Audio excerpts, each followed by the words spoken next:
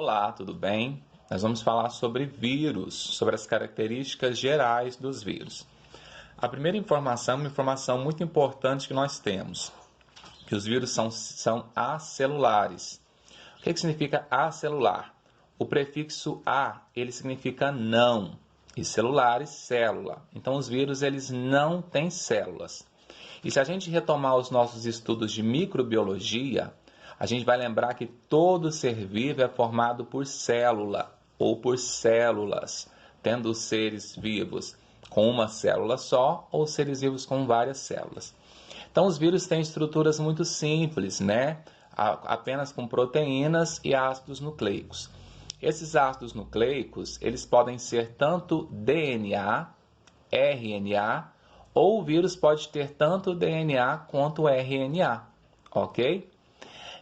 Por eles não serem seres celulares, eles não possuem metabolismo próprio. Como assim, professor? Não tem metabolismo próprio? Ele não faz respiração, ele não faz digestão, ele não faz a excreção e ele também não faz a sua própria divisão. Então, como que ele se replica? Ele se replica dentro de células. Então, ele é um parasita, porque ele tem que parasitar uma célula, ele tem que entrar para dentro de uma célula. E essa célula pode ser animal, vegetal, fúngica. Sendo célula, ele está entrando. É bom lembrar que o vírus ele é espécie específico. Ele vai infectar determinada espécie, determinado tecido, determinada célula. Então, ele é um parasita intracelular. Intra. Esse intra aqui, pessoal, ele vem de dentro. Então, ele vai infectar a célula, dentro da célula. E obrigatório. Por que obrigatório? Ele só vai conseguir se replicar dentro de uma célula. Fora de uma célula, ele não tem nenhuma ação. E como ele infecta uma célula, os vírus são agentes, esse agente aqui é junto, gente. São agentes infecciosos, causadores de várias doenças. Conjunto de doenças causadas por vírus, nós vamos denominá-las como viroses. Então, a gripe é uma virose, o HIV, né, a AIDS é uma virose, enfim, tem tantas doenças causadas por vírus. A herpes é uma virose, a herpes zoster é uma virose, a catapora é uma virose, enfim.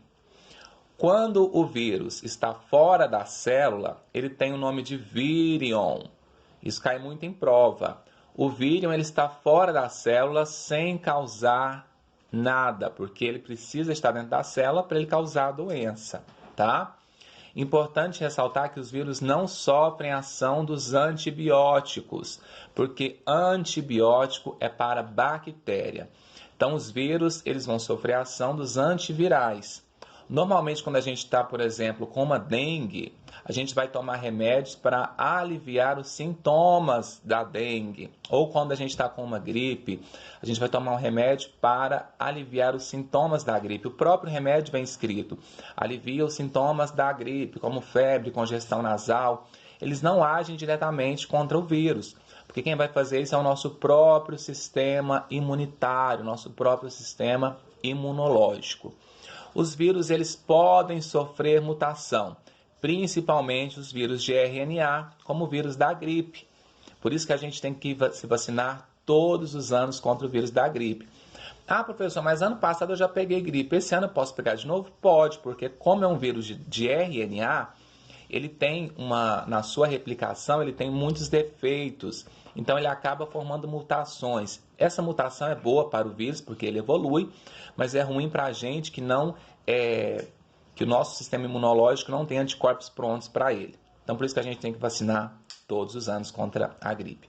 Na próxima aula, eu vou estar falando sobre a estrutura ou as estruturas virais. Como que é essa estrutura viral? E na terceira aula, eu vou estar falando sobre as doenças causadas por vírus, tá? Espero que todos tenham entendido. Um abraço.